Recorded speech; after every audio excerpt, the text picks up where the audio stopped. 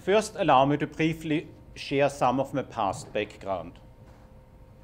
After finishing education in my native Austria, I got an early start in classical music management in New York City, which developed into leading an international music agency with offices in New York and Zurich, and eventually to my own agency. During those years, I was responsible for bringing American artists to Europe and also for bringing European artists to the United States. About 10 years ago, I decided to change from representing artists to presenting artists, first at Hunter College in New York City, and since the last few years at St. Bonaventure. When I was first approached by your organization of speaking at this conference, I thought about a defining quote from the diplomacy report of the United States Department of State.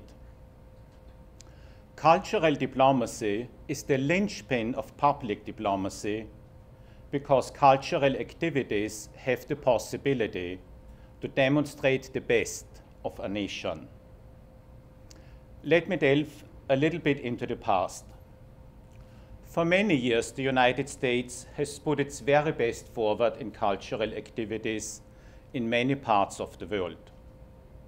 President Eisenhower established the United States Information Agency in 1953, which sponsored or organized a plethora of exhibitions, music performances of all styles, tours of theater and ballet companies, and building entire libraries of American classic and contemporary literature. Imagine the impact that the Everyman Opera Company's tour of Porgy and Bess in the 1950s had on Europe and Latin America, not only from a musical standpoint, but also from a race relations perspective. When US officials perceived a visit of this tour to the Soviet Union as politically premature at that time, the Soviet Ministry of Culture stepped in and paid the full costs of the tour to Moscow and Leningrad. The United States Information Agency, however, deemed this tour of such importance that it sent the novelist Truman Capote to accompany the tour to write a narrative account of this cultural mission. It was later released as the short non-fiction book, The Muses Are Heard. In post-1945 Germany, American reading rooms were established in many cities, first by the American Armed Forces for local German citizens, and then the US government began to support these locations, which became officially known as America Houses.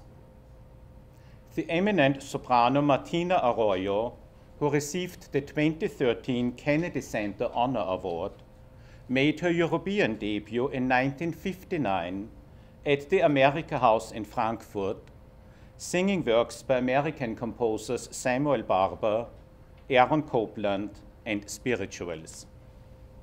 Ms. Arroyo then toured all of the America Houses in Germany. The America House in Berlin in its early years was particularly popular with the citizens of East Berlin, for whom it was a valuable source of Western newspapers and magazines, and the film screenings attracted thousands of visitors every month. Following the construction of the Berlin Wall in 1961, the America House in Berlin became the most prominent symbol of the United States in West Berlin. It was another production of Porgy and Bess in Berlin in 1988 that instigated an important cultural exchange. It was the first time that a European opera house auditioned for singers in Harlem, New York, when director Götz Friedrich visited the Harlem School of the Arts to cast the production. On that occasion, the Honorable Edward Koch, Mayor of the City of New York, wrote in a mayoral citation to the city of Berlin, "It is indicative of the cultural rapport enjoyed by American and German music lovers, that composers as diverse as Wagner and Gershwin are so enthusiastically welcomed by audiences in Berlin and New York. Now, these are just a few examples of outstanding cultural diplomacy sponsored by the United States Information Agency over the years.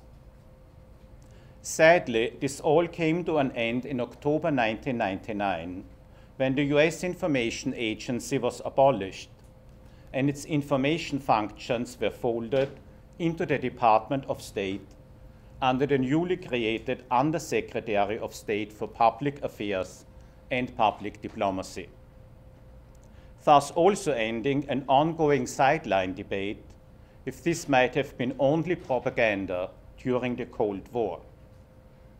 The fact is, many countries aside from the Iron Curtain benefited from this American cultural initiative.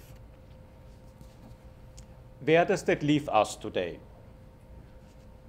Many countries still support cultural diplomacy, with institutions such as the British Council, the Alliance Française, the Goethe Institute, the Italian Cultural Institute, the Austrian Cultural Forum, to name just a few.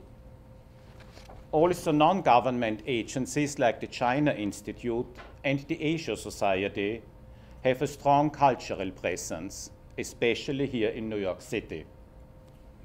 The Croatian Cultural Center in Manhattan is attached to the Croatian Franciscan Church.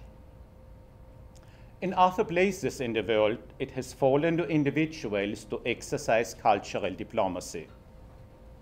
The West Eastern Divan Orchestra, founded by the iconic maestro Daniel Barenboim, first to bring together young musicians from Israel and Palestine, became so successful that it now counts among its members musicians of Egyptian, Iranian, Jordanian, Lebanese, Syrian, and Spanish background, all playing and living together peacefully.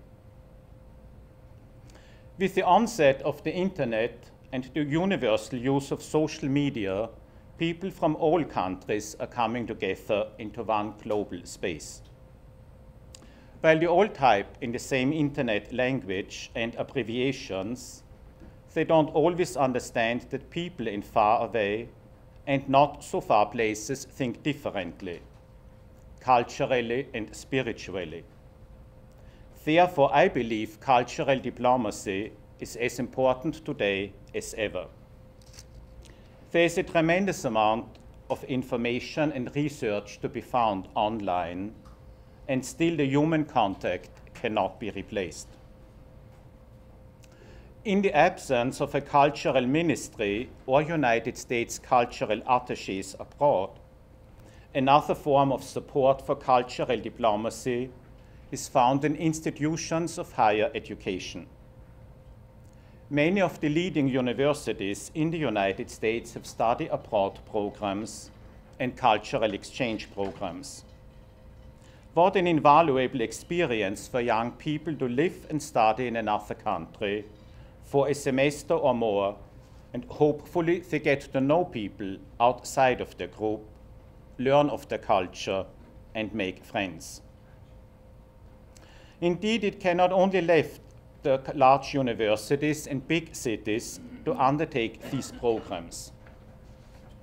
Cultural diplomacy can happen in a small university in rural Western New York State. Yes, St. Bonaventure University, like most American universities, has a strong athletic department. But due to the visionary leadership of its president, Sister Margaret Carney, the Regina Quick Center for the Arts also receives wonderful support. It regularly presents concerts by international groups and exhibition subjects from around the world. A few years ago, Samite of Uganda, who is a cultural ambassador of his country, performed at the Quick Center with his ensemble. Members of the University Student Project Embrace It Africa, who already had a trip planned to Uganda for that summer, were able to meet with Samide, who gave them important contacts, and the student group has returned to Uganda several times to help with local schools there and arrange for microloans. The acclaimed fine art photographer Barbara Luisi presented an exhibition at St. Bonaventure, which was previously shown in Vienna, Rome, Hamburg, Tokyo, and New York City. Barbara Luisi and her husband, conductor Fabio Luisi, the principal conductor of the Metropolitan Opera, recently founded the Luisi Academy for Music and Visual Arts, providing opportunities for students and young performers from abroad to study in Apulia, Italy, near Matera, the city of ancient stones. To bring the exchange to full circle, the Luisi Academy will offer a course at St. Bonaventure next year. In October 2014, the ensemble Los Habaneros from Cuba will perform at the Quick Center a program of Cuban and Latin American compositions, accompanied by a multimedia show of rare footage from Cuba. They will also perform an outreach program to local school children, a rare and exciting opportunity for a glimpse into the culture and life in Cuba. These are just small steps in the world of cultural diplomacy, but every effort counts, and indeed every effort is necessary. I commend and applaud the Institute for Cultural Diplomacy for its mission to solicit support and increased involvement from governments, organizations, and individuals for intercultural activities to make the world a better place. I strongly believe that building cultural bridges and putting forward the best of a nation can bring understanding and peace to all people. We are all human beings who want to live in harmony and unity. Thank you.